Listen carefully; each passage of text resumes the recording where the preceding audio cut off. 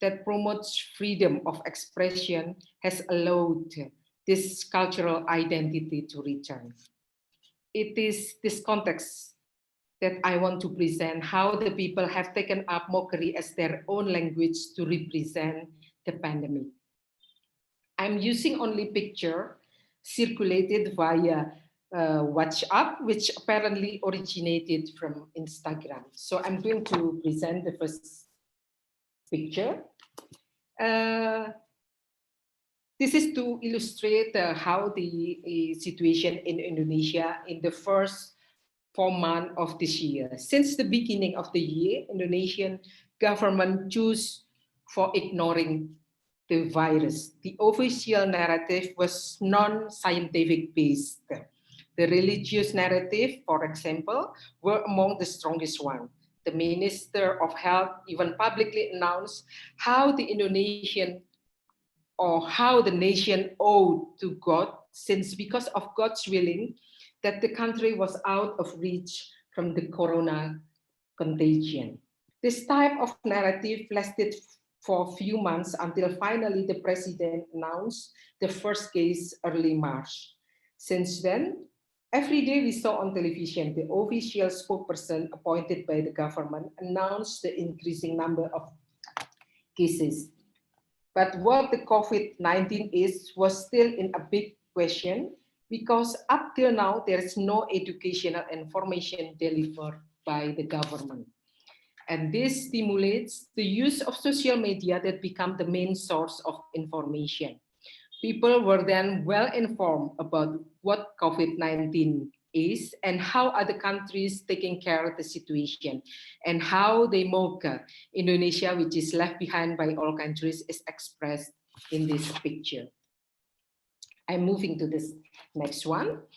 And during that period, what at stake for the government was the economic progress. When all countries closed their frontiers, on the contrary, Indonesian government disbursed a financial incentive to attract investment and tourists. They paid big amount of money to influencers who assuring foreigners to come and place their money here. At the same time, the population already in very difficult economic crisis, since the majority work in informal sector, means that their income is a daily based job. For illustrating how nonsense economic approaches taken by the government, we see this picture. There's a brand of detergent that usually consumed by the lower class population, named Economy. To show that all the official discourse on economic was betraying people trust, we see how the detergent economy is launched to the sky. This shows symbolically that even though economy is skyrocketing, it has nothing to do with people's life. As I mentioned earlier, that Indonesia is still strongly attached to the ancient tradition. One of the rites that people do when they feel of having blessed by the universe is to hold a syukuran or selamatan. That means the meaning of this rite is to express gratitude to the universe for having protected us, so the people are having a happy life. This picture shows how people are conducting this syukuran for acknowledging the number of confirmed cases, which was reaching 1,100. This picture is satirically saying how happy the people are in Indonesia. At the end of June, the government introduced the new normal attitude that we should adopt to deal with the COVID-19. This picture is saying how we have to remain positive, smiling face and taking a selfie everywhere and every moment, an actual contemporary act of Indonesian people. And in this picture, we see how it announced the selfie photography competition to illustrate how they are happy with this new normal life.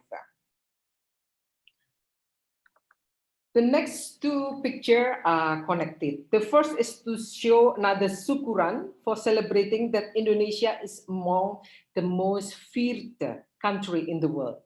This type of narrative is in accord with all the economic and political official discourse since the 70s, telling that Indonesia is a big country and we deserve a respect from the world because we can do anything to conquer the world.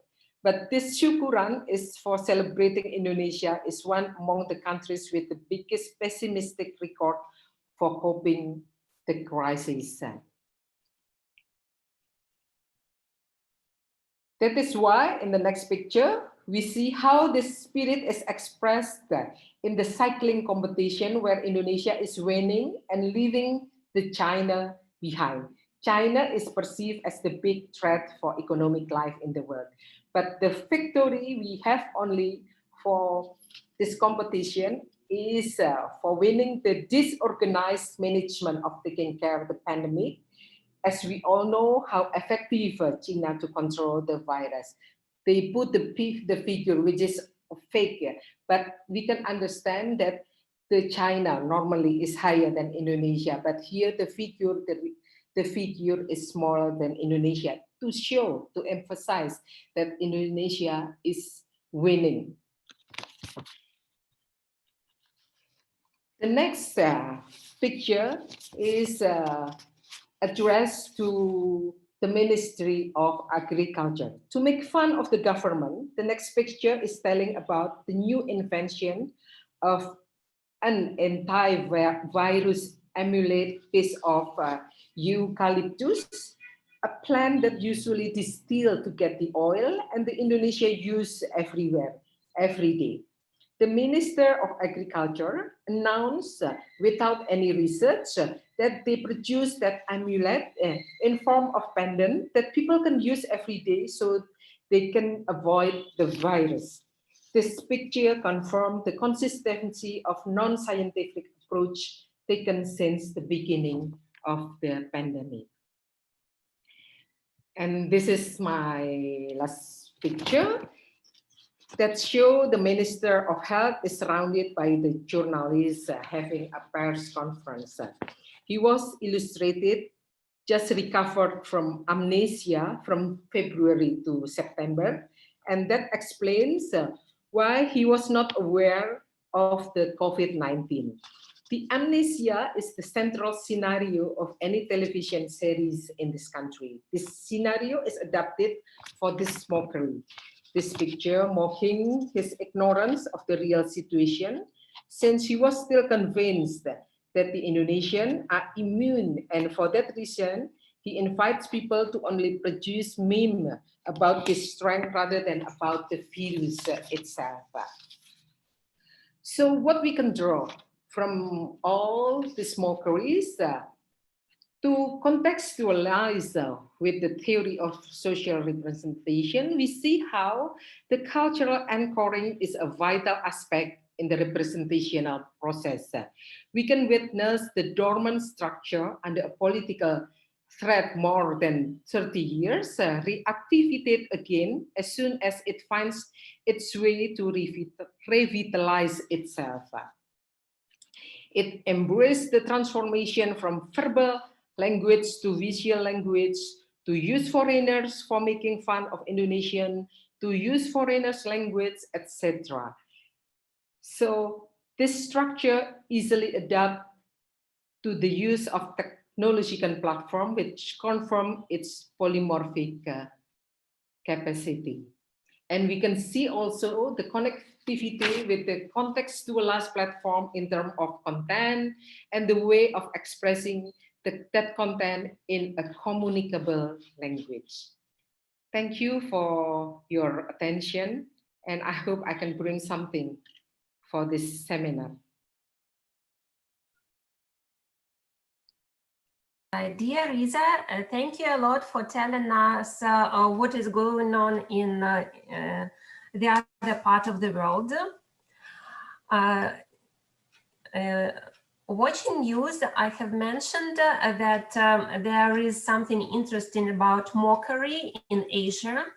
but after your presentation, it is more clear.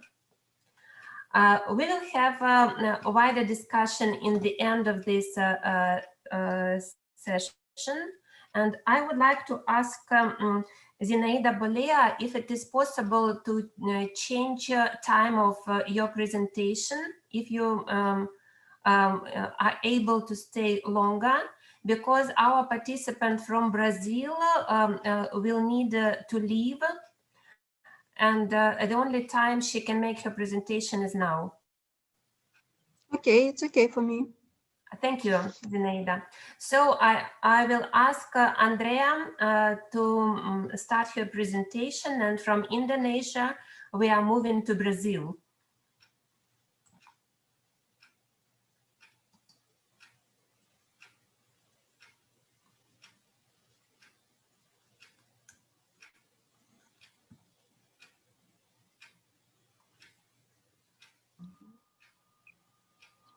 Can you see my presentation? Yes. Yes, okay. So thank you for this changement, because I realized that I had a board, and I realized that I could not stay to the end of the session if I didn't present now. So good morning to you, everyone. Here in Brazil, it's morning, it's 9 o'clock in the morning now.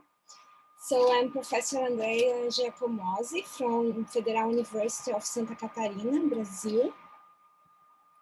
And here you can see a map of Brazil, and my city is in the south of Brazil. It's an island, and it's called Florianópolis. You can see some pictures. My city is very famous for the beaches. And I will present to you the work Political Positioning Interferes in Social Representations and in the Implementation of Preventive Practice of Elderly Females in Coping with COVID-19 in Brazil. So here you can see all the authors of this work. And as you know, we are living in a pandemic, a global pandemic caused by the novel coronavirus. So we have some groups that are more vulnerable to this disease, like elderly people, for instance. And since no cure or vaccine are available today, until nowadays in Brazil, for instance, we don't have the vaccine. Our president didn't accept the Chinese vaccine, for example. So we have this mess on political things. Our behavior, our collective and individual behavior are the unique form of prevention that we have until nowadays. So it's a very interesting subject to be studying by social psychology, and especially by social representation theory, because it's a phenomenon that lies in the interface between individual and social behavior. And so there are several aspects that influence people's risk perceptions. And in the case of the coronavirus, studies had shown that we have political conservative, religious orthodoxy, conspiracy ideation, that is the idea that the dissemination and spread of virus or diseases are created by organizations or countries. We have to consider also trust in science, risk perception to COVID, and conformity to preventive norms suggested by the health authorities, for instance. All these factors can influence our risk perception about coronavirus. So, especially in case of Brazil, we are living a strong political polarization now, and this can influence the way of people think about health preventions, for instance. So the objective of this work was investigate psychosocial aspects related to prevention behavior and social representations about COVID-19 for elderly females through an online questionnaire shared by WhatsApp application. So we did a very short questionnaire with 21 questions, about social demographic data, social representations of COVID-19, political stance, beliefs and knowledge on disease, prevention behavior, health specificities, information sources, risk perception. And we analyze data with IRAM text software and also with SPSS. So 326 women over 60 years old participated to our research, and the majority is between 60 and 64 years old. And most of them reported to live in the south region of Brazil, but we have participants from all over Brazil. About their education level, the majority had a higher education degree, and this level of education is much higher than the average of Brazilian population. So we believe that this is due to the fact that we collected data by internet. So people who have access to internet in Brazil have a higher level of education. So you can consider a weakness of this study because we didn't access to all to a representative sample of Brazil. And about religion, the majority said that they were Catholics. That is the most common religion in Brazil. So about their political stance, 34% stated they were not interested in politics, and 30% said they were right-winged, 27% said they were left-winged, and 8% said that they were center. So we compared left-winged and right-winged people in 5 items, in like 5 points scale. So we noticed that the participants consider themselves well-informed about COVID-19. You can see the sentence that has red stars. We had difference between groups. So almost then considered them well-informed about COVID-19. And regarding the belief in the efficacy of hydroxychloroquine in the treatment of COVID, the average for the right-wing group was much higher than the average for the left-wing group.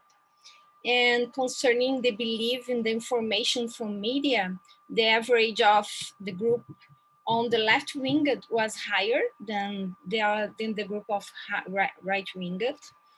And in respect to believe in science and specialists such as doctors, for instance, there were also differences since the average of the left-wing groups was higher than the other group.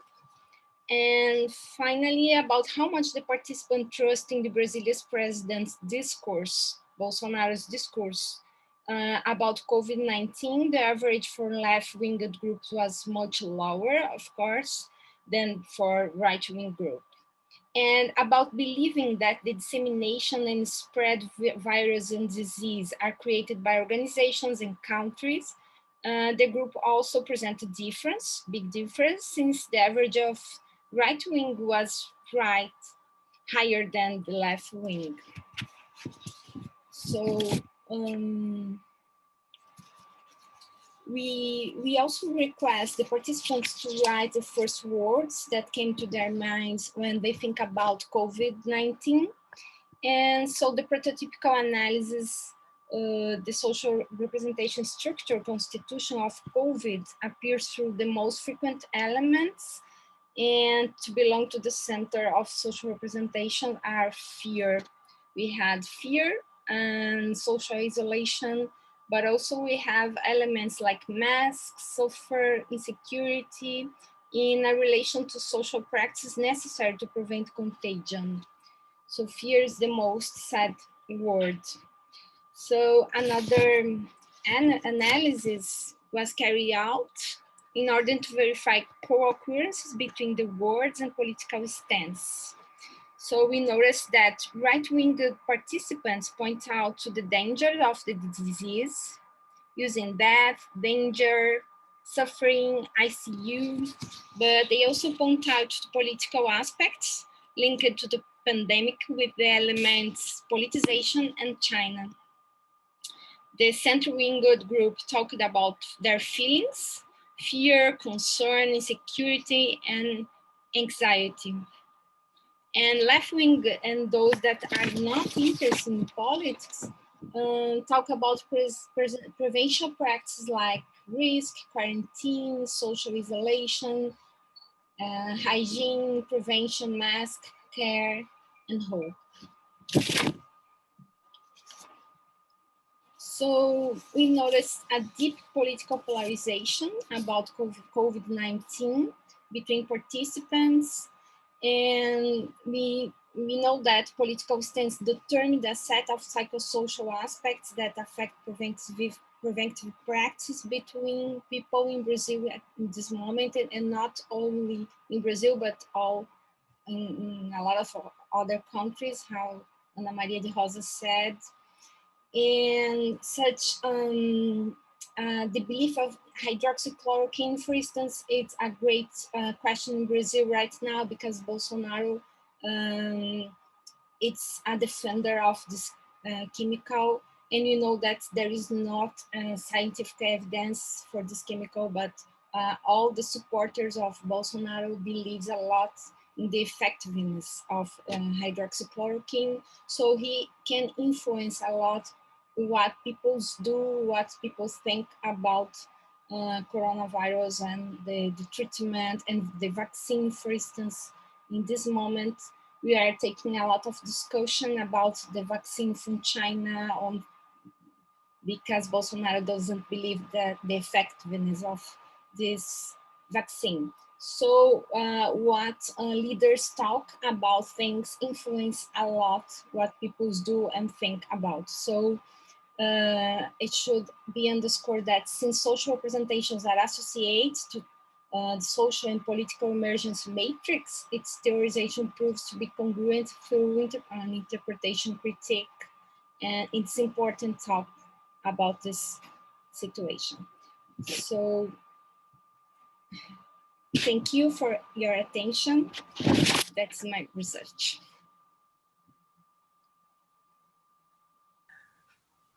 Thank you for your presentation from Brazil.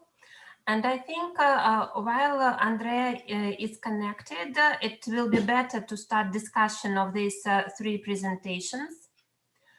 And if somebody has a question for Andréa,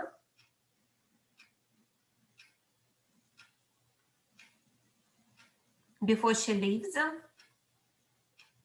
If there is no question for Andréa, okay, Boyan. A brief question. I liked the presentation, and I think it's easy to find for us from Serbia many parallels about the way the government, the public reacted to the events. I was wondering about what do you think, what may be implications of what you showed and the general processes for the real political behavior? Will it affect maybe next elections? Is the government going to be undermined by the way they react, or perhaps not?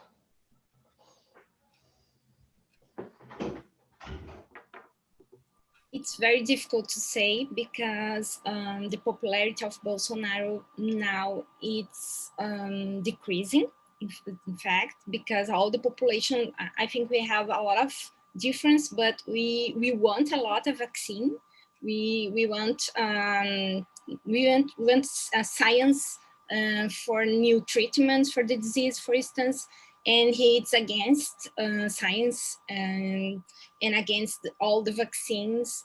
So I think his popularity is became worse, but we don't know, because if the vaccine arrives in February or March, for instance, and our economy covered, so we don't know, because he has a lot of fans.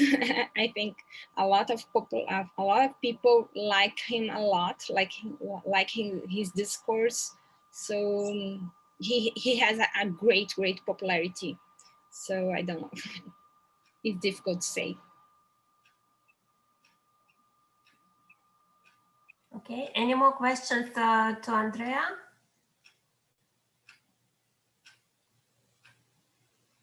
Okay.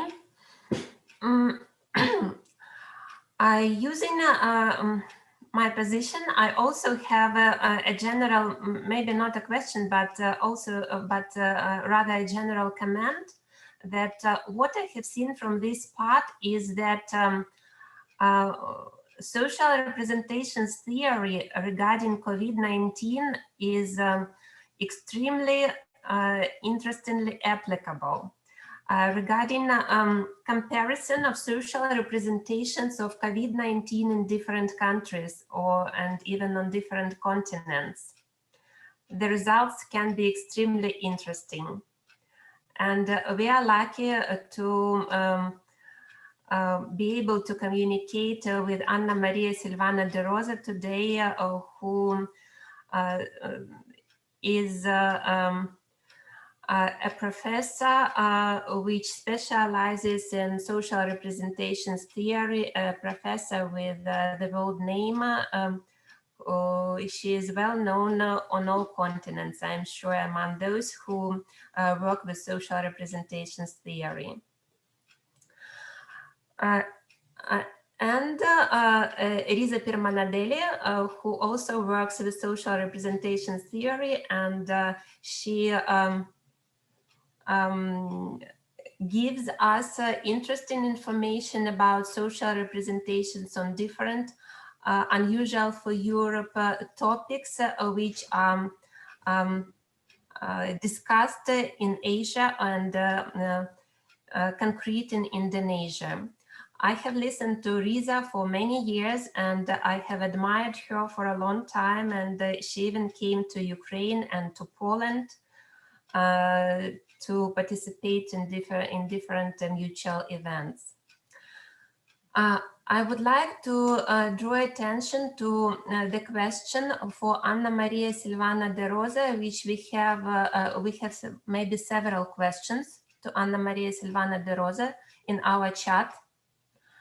The first question is from Beata Kshivashrinkevich, who had to leave. She writes, thank you for interesting presentation, very inspiring, but she needs to go. So I thought there is question from her, but later on she would like to discuss something with Anna Maria, but she was not able to do that. And the question comes from Hara Manavi, who was also not sure about her connection, and I don't see her now. She writes that to Anna Maria, your research is quite interesting. I'm going to write down my question. I wonder, has immigrant rhetoric been studied in comparison to the discourse of other groups within society that differ? For example, Roma, homosexuals, and so on. Is it a matter of tolerance of origin or tolerance of diversity?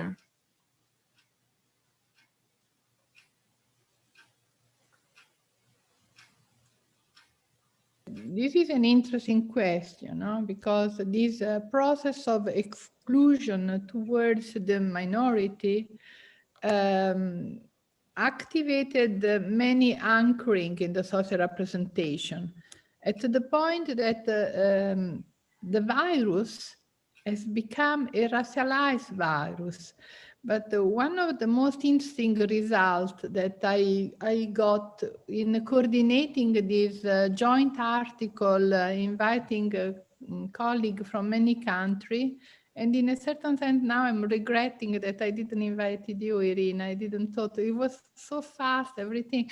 And but one of the most interesting results I got was from the colleague from South Africa, that I didn't know in advance, Binga e Kitto Moresi, who also contribute to especially issues on social representation on COVID, that is now almost. Also, Andréa Giacomozzi has published on these special issues. They have not yet published all the contribution on the website, but it is almost complete. And the most interesting result, from my point of view, in the terms of cultural background of the co-author who contribute, was that from South Africa, the virus was not associated to Chinese, and the comment of was the origin for me of the interest of looking on COVID, no, Chinese mess. But on the contrary, because in South Africa, the first contagious person was a rich white South Africa who came indeed to Italy for holiday. So the virus was a sort of reversed racialization, no? Was not the Chinese black poor people virus, but it was a virus of rich people, white people, Western people moving. So it's interesting how the other can be reversed, even in terms of a power relation, no? When there is an othering process. On the contrary, there is a lot of in common in these exclusive processes in the in between social representation as a system of value, idea, even articulating emotion, and identity and identification. Shall I am able to have any empathy toward the other, or the other is the enemy? And now what was interesting for me from this unexpected three presentation, all of them related to the social representation paradigm that by accident has been all together, it is that from one side, culture dimension are so important, no? I feel ignorant in face to the presentation by Risa, because it's difficult to really understand. I only have my memory when I was exposed to one of the ancient ritual when I was in Indonesia, when Risa organized the big conference on social representation, no? Opening the way of the theory to Asia. It is incredible how one person can change even the destiny of the dissemination of a theory, organizing a big event as it was in Indonesia. I never forget. So, and there, Risa accompanied me in a very small village, and to see this funeral, how the dead there was not a very sad thing, but was a sort of collective celebration, no? A passage, ritual passage. But anyway, from one side, even from this presentation, you see how culture dimension affect the organization, the genesis of social representation. And on the other side, we found some cultural, a sort of, I don't want to say independent, common feature. For example, what happened to Bolsonaro, the dynamic in Brazil, happened towards Salvini in Italy, Trump in the US. So there is independent, or if they are from Brazil, from US, or from Italy, there are some dynamic in the communication and in the power management of political communication that reproduce the same mechanism. People who deny the science, no? If the science is not a sort of legitimation for them, they want the scientists who say yes. You are right. No math.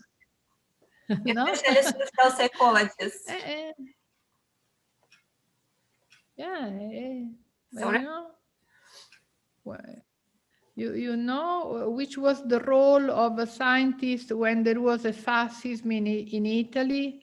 Only 6 university professors were clearly against, although there was a lot of disappointment among, but only 6 had the courage to sign a document against. So history is, you know, a series of collective phenomenon where people lose autonomy and freedom to declare what they really think. So Thank you, Anna Maria, for your comment. And your comment drew my attention to to the problem which I think over for maybe even several years, that social psychologists have a destiny to have specific relations with power. Social psychologists either keep their independence or they translate what is what corresponds to the interests of power. And those who keep their independence sometimes have difficult destinies in science as well. And concerning this control of social psychology, I would like to ask Risa if there are something like that in Indonesia.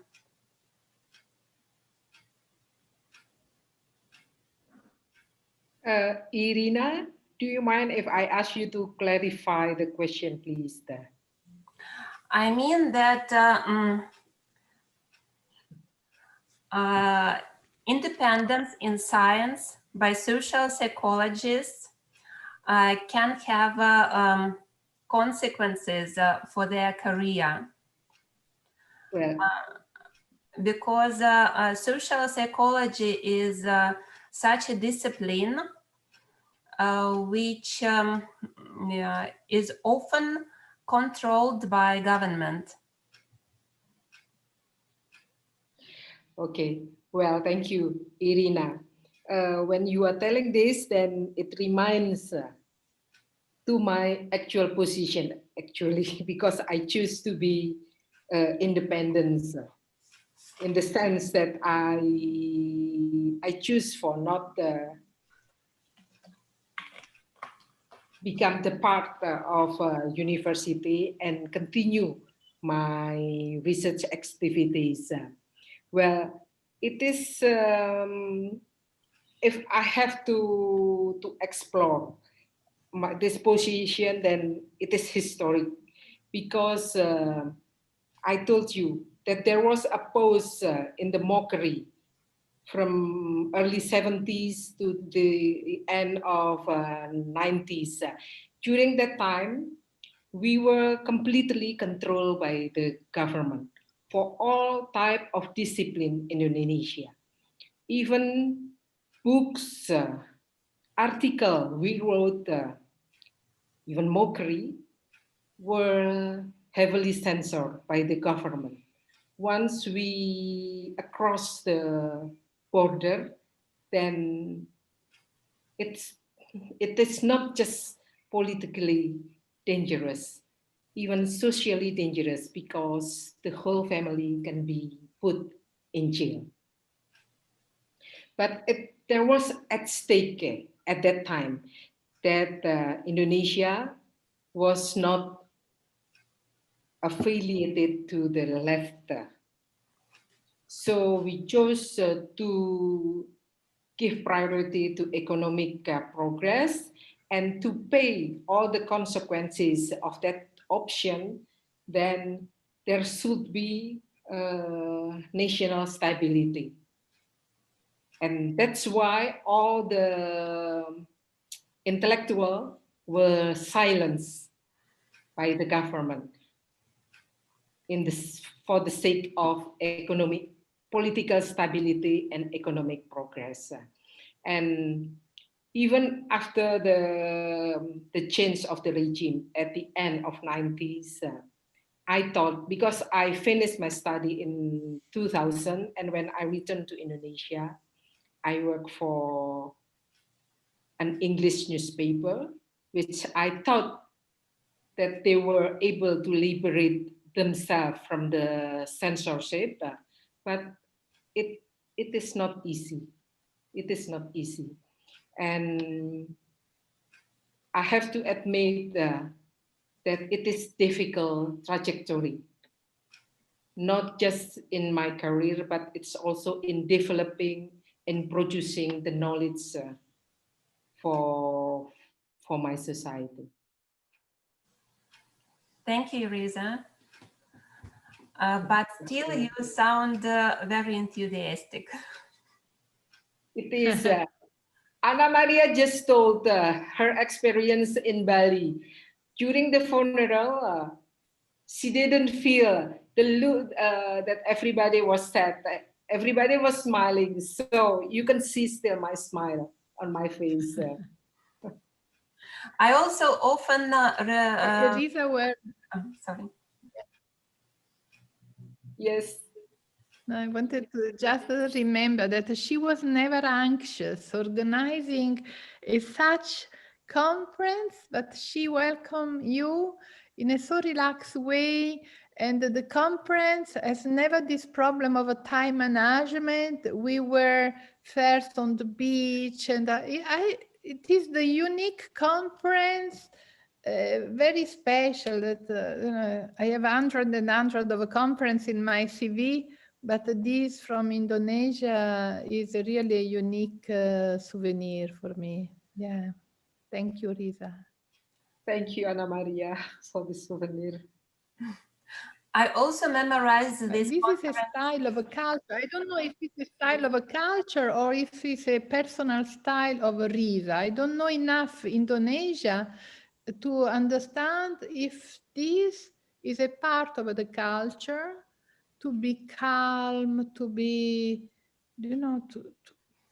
to decentrate yourself, to be meditative. For sure, there is also a culture component, not only Risa person, but I remember when I went to the hairdresser, 1 hour of massage. 1 hour to clean the hair, 1 hour of massage. It's incredible, it's a culture for meditation. I don't know. We need to go to Bali again for the conference, or maybe for some small event. Yeah. I also memorized this conference on Bali quite often. What impressed me also a lot was this ritual of fire dance. In some small village, when all males of different ages participate in fire dance led by, I'm not sure if this person is called wizard or there is some other word in Indonesia. Yes, it is for the closing. Yeah, it was tremendous. Thank you. And moving back from Indonesia to Central European time. By the way, Risa, what time is it now in Indonesia? In Indonesia is 7 p.m. Oh, yes, 7 p.m. That's quite different. And morning in Brazil and afternoon in Europe. Moving back to Europe, I remember that Anna Maria de Rosa had a question to Alexander Jankovic. I can see Alexander now. Maybe if you wish, Anna Maria, you can ask him what you wanted to ask after his presentation.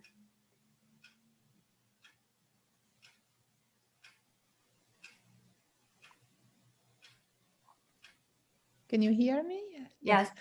I found the presentation very interesting, and I put myself some question. In which sense this ideological system can be capitalism versus socialism are still consistent in our society as it was last, let's say, until probably 40 years ago, 30 years ago, or in which way the new society of information, which has also changed a lot the dynamic between communication, system of knowledge, and political orientation, where, for example, in the social media, everybody can believe to be the leader of the world because it is calculated how many followers you have. No, so at the same time, we are in a society of information and of disinformation because of too many information. No, for example, this attitude toward the science. We have a big respect of the science, so everybody expects vaccine against the virus. At the same time, we are in the area of no vaccine, so anti-science in a certain sense. So my question before was about the role of the populist ideology, which is a new trend in the organization of a political attitude and system of belief, that they pose themselves as anti-elite, no? Towards this traditional ideological system of liberalism and capitalism. The role of a populism which deny any ideology, becoming a new ideology indeed, because we have a transversal party of populist leader through Bolsonaro, Trump, Salvini, Orban, Le Pen. I just mentioned some. So probably in the post-communist country, there are still, you know, this attention to communist ideology, but with the globalization, yes, I also think, for example, I was in China many times. Is it still a communist country, or is it a state capitalism communist? So there is a lot of contamination also on the ancient ideology, which were so no, it was more easy for us to decide where you want to stay. No, communist, liberalism, you know which is the system of value, and after 30 years you find a big state which is almost a continent like China, where there is communism, but there is a capitalism as well. It's a sort of a state capitalism. So what are the consideration that can be look at your research through this consideration? Thank you.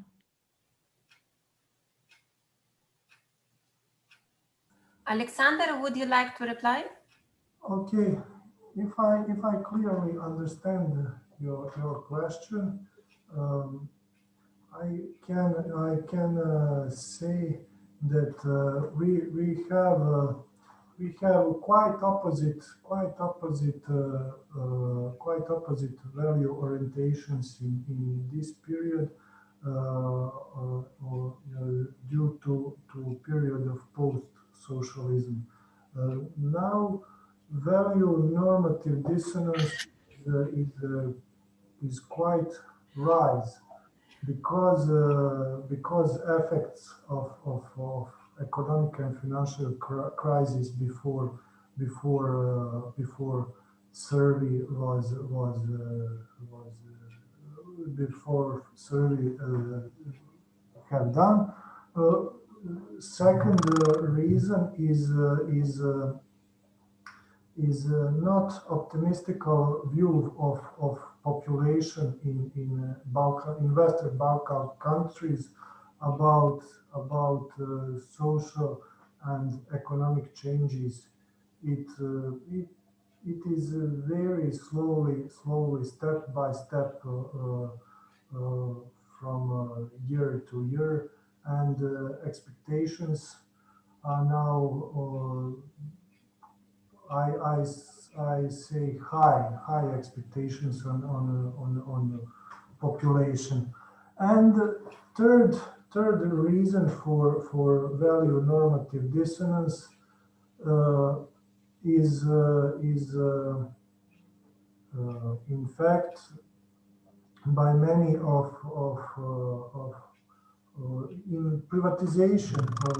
In fact, many of huge enterprises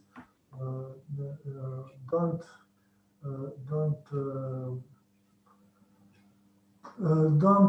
use so much liberal and market economy in their activity, and have a lot of loans, a lot of bad things. Maybe class analysis should discover many of questions you asked me, but I didn't include it in this analysis because it is short time to respond and short time to represent very complicated analysis with 7 classes I included in. But we have seen that in this point of time, in this year, after local election in Banja Luka, we have short rise of liberal orientations, and we have a chance to move things forward in sense of post-socialist transformation and in sense of new signs of that transformations. People want to see social changes in our country on political and economic level, especially. That's it. Because you find an interesting effect introducing these 3 new questions, no? You show some result of the second way of data collection, introducing these 3 new, if I correctly remember, no, 3 new questions that show some change. And I believe that these changes are related to the fact that the traditional organizational political party has changed because people now do not look anymore or always to the intermediation of the political value system through a party. They have access to information directly. So if I correctly remember your presentation, there was 3 questions, and at least one was clearly related to communication. Mm-hmm. And you find some change, no? So I think that it is important now for people who are interested in looking at the ideological system, political organization, to really understand the dynamic of related to the communication, and even practice. No, in the past there were party like Communist Party that were like the church in Italy. If you are Catholic, you go to the church and make your education through the church. If you were a communist, you go to the politically party, no office, but they have a sort of a physical place where people meet to make fidelity to the party, to learn.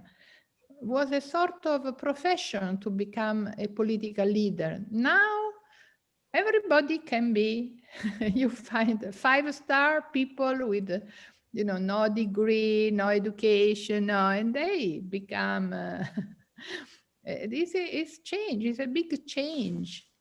That seems that this is a democracy, but sometimes it's also the democracy of the lack of a culture at all, no? So there are good aspects of the populism because everybody can be an actor, but there are also some risk of a democracy with no culture background, you know. Thank you Sorry. for comments. I have to say I agree partly with you, but I don't know. When we begin to conduct our research, we didn't change any formulation of item. We want to make a longitudinal survey, and this is one of the reasons why we didn't change formulation, and we want to follow changes in our society in a long period of time. That is the reason why we use these items. But I don't mean it is quite appropriate for any situation, but we use it and that's it. Okay, thank you for comment and thank you for questions.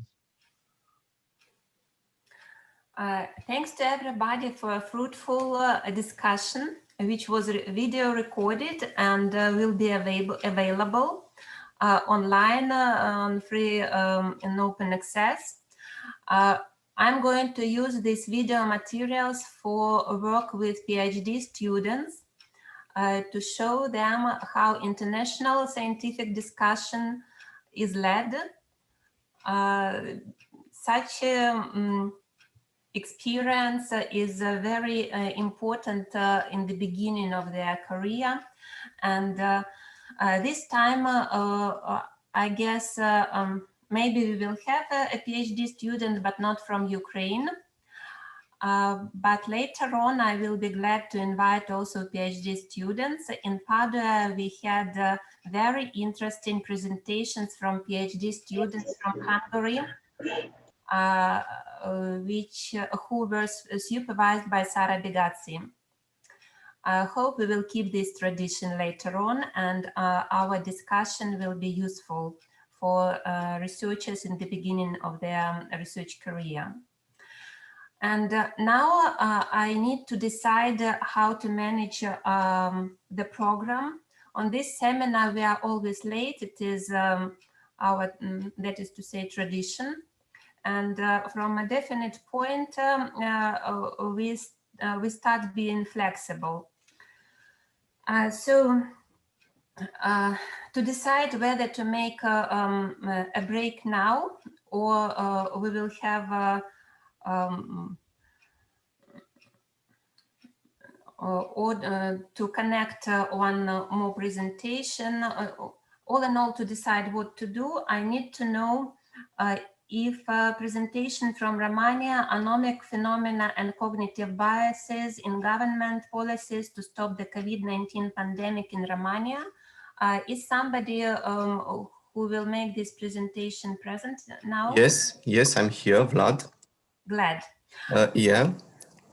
I think we can make a 5-minute break, not more than 5 minutes.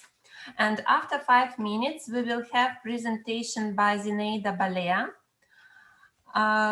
who was kind enough to give her time for Andréa. And then we will have presentation from